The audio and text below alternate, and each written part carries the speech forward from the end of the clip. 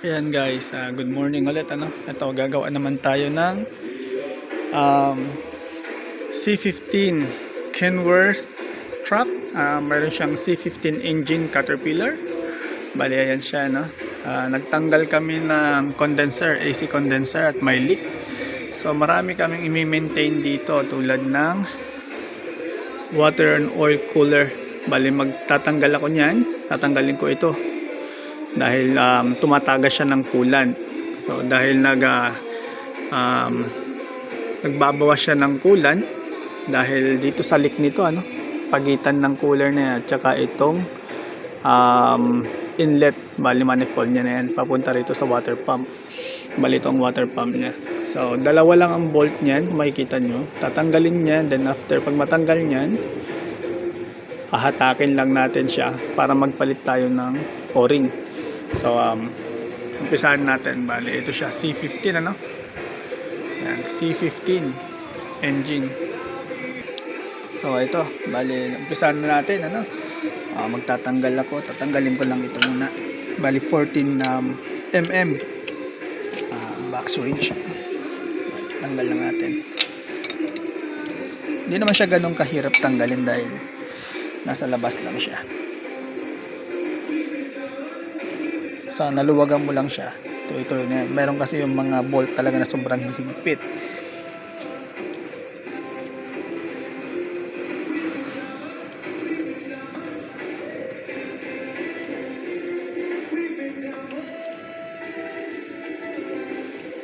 Yan.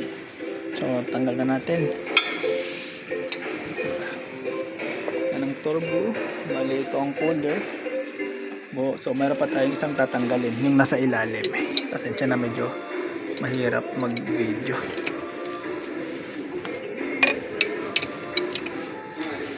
Laging ilalim ang pinakamahihirap pagtanggalin kasi puro dukutan.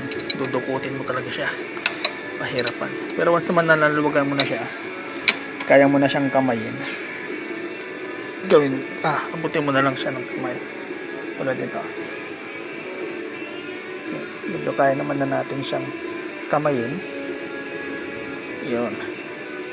Pero guys, bago natin to tanggalin, make sure na nag-drain kayo ng coolant.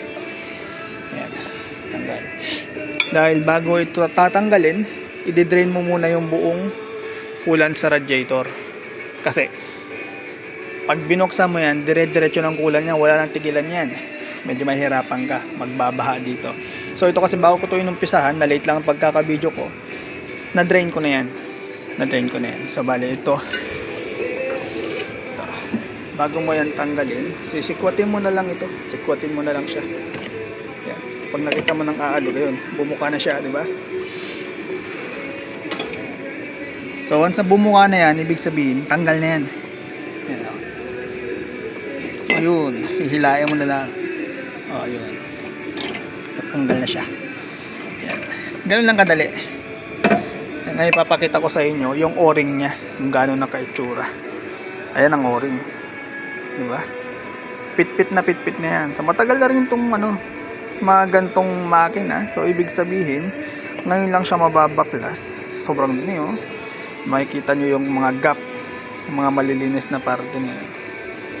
Yan, makikita nyo. May mga basa-basa na kasi pag umaandar yan, ito napatuyo na ito Yan. So magpapalit lang tayo niyan. So after niyan, kabit ulit. And salpak ulit. Okay na naman siya. So fix na naman ng tagas. Ganun lang. Ayan. Makikita ko ulit sa inyo. C15 engine. Caterpillar engine po yan. Bali nakasalpak siya rito sa Kenworth.